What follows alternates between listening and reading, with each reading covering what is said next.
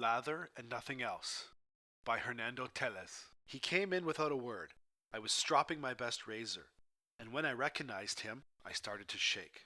But he did not notice. To cover my nervousness, I went on honing the razor. I tried the edge with the tip of my thumb and took another look at it against the light. Meanwhile, he was taking off his cartridge-studded belt with the pistol holster suspended from it. He put it on a hook in the wardrobe and hung his cap above it.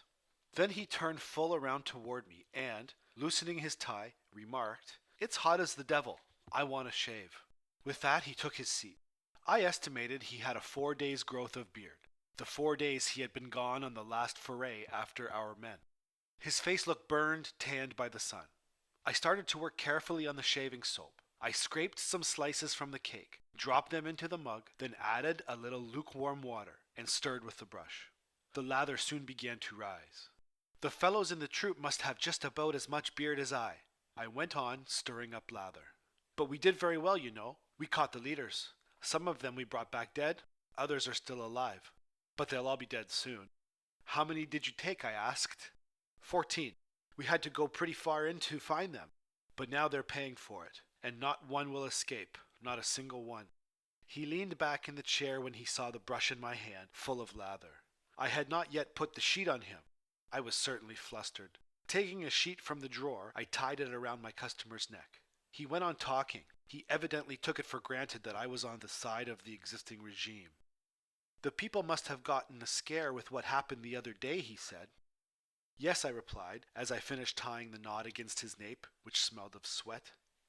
"Good show, wasn't it?" "Very good," I answered, turning my attention now to the brush. The man closed his eyes warily and awaited the cool caress of the lather.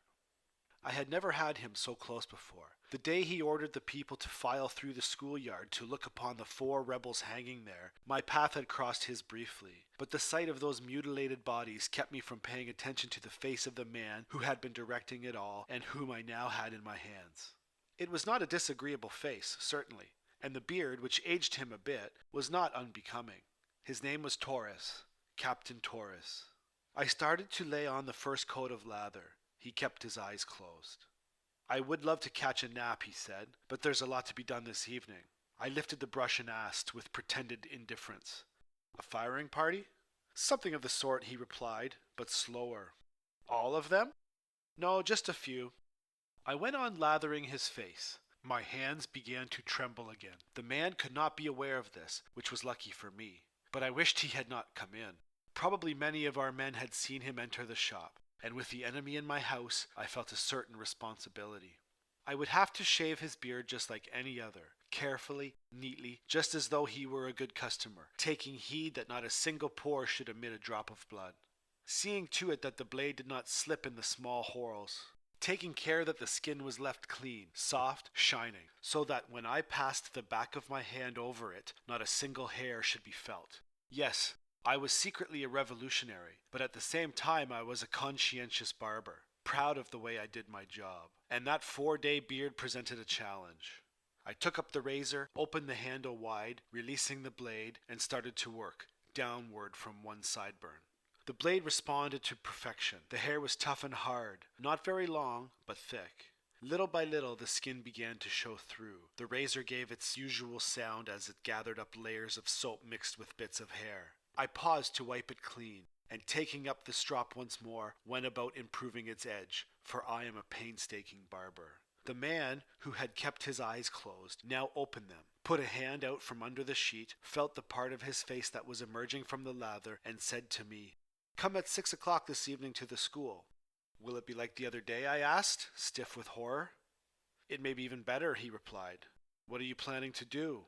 "I'm not sure yet, but we'll have a good time." Once more he leaned back and shut his eyes. I came closer, the razor on high. "Are you going to punish all of them?" I timidly ventured. "Yes, all of them." The lather was drying on his face. I must hurry. Through the mirror, I took a look at the street. It appeared about as usual. There was the grocery shop with 2 or 3 customers. Then I glanced at the clock. 2:30. The razor kept descending. Now, from the other sideburn downward. It was a blue beard, a thick one. He should let it grow like some poets or some priests. It would suit him well. Many people would not recognize him. And that would be a good thing for him, I thought, as I went gently over all of the throat line. At this point you really had to handle your blade skillfully, because the hair, while scantier, tended to fall into small whorls. It was a curly beard. The pores might open minutely in this area and let out a tiny drop of blood. A good barber like myself stakes his reputation on not permitting that to happen to any of his customers. And this was indeed a special customer. How many of ours had he sent to their death? How many had he mutilated? It was best not to think about it. Taurus did not know I was his enemy. Neither he nor the others knew it. It was a secret shared by very few, just because that made it possible for me to inform the revolutionaries about Taurus's activities in the town and what he planned to do every time he went on one of his raids to hunt down rebels.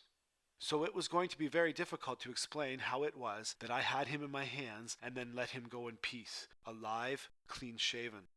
His beard had now almost entirely disappeared. He looked younger, several years younger than when he had come in. I suppose that always happens to men who enter and leave barbershops. Under the strokes of my razor, Torres was rejuvenated. Yes, because I am a good barber, the best in this town, and I say this in all modesty. A little more lather here under the chin, on the Adam's apple, right near the great vein. How hot it is! Taurus must be sweating just as I am, but he is not afraid. He is a tranquil man, who is not even giving thought to what he will do to his prisoners this evening.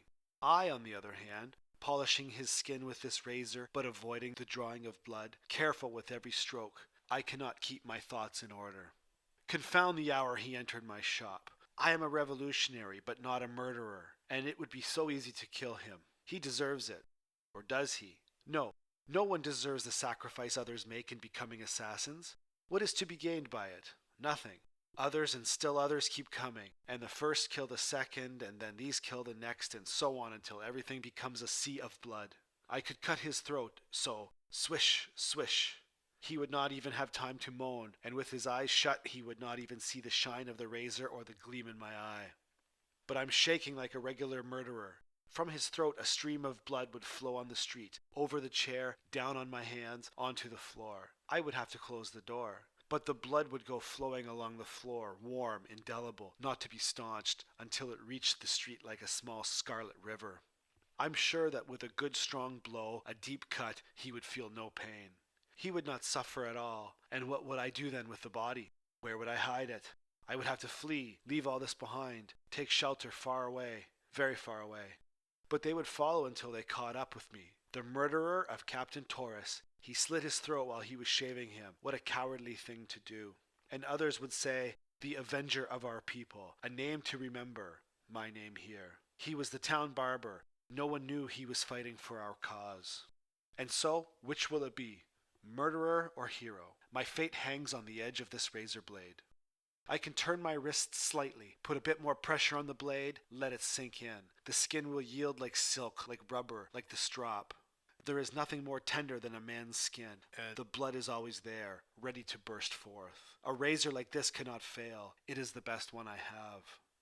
But I don't want to be a murderer. No, sir. You came in to be shaved, and I do my work honorably. I don't want to stain my hands with blood, just with lather and nothing else. You are an executioner. I am only a barber. Each one to his job. That's it. Each one to his job. The chin was now clean, polished, soft. The man got up and looked at himself in the glass. He ran his hand over the skin and felt its freshness, its newness. Thanks, he said. He walked to the wardrobe for his belt, his pistol, and his cap. I must have been very pale, and I felt my shirt soaked with sweat. Taurus finished adjusting his belt buckle, straightened his gun in its holster, and smoothing his hair mechanically, put on his cap. From his trouser pocket he took some coins to pay for the shave, and he started toward the door. On the threshold he stopped for a moment, and turning toward me, he said, "They told me you would kill me. I came to find out if it was true. But it's not easy to kill. I know what I'm talking about."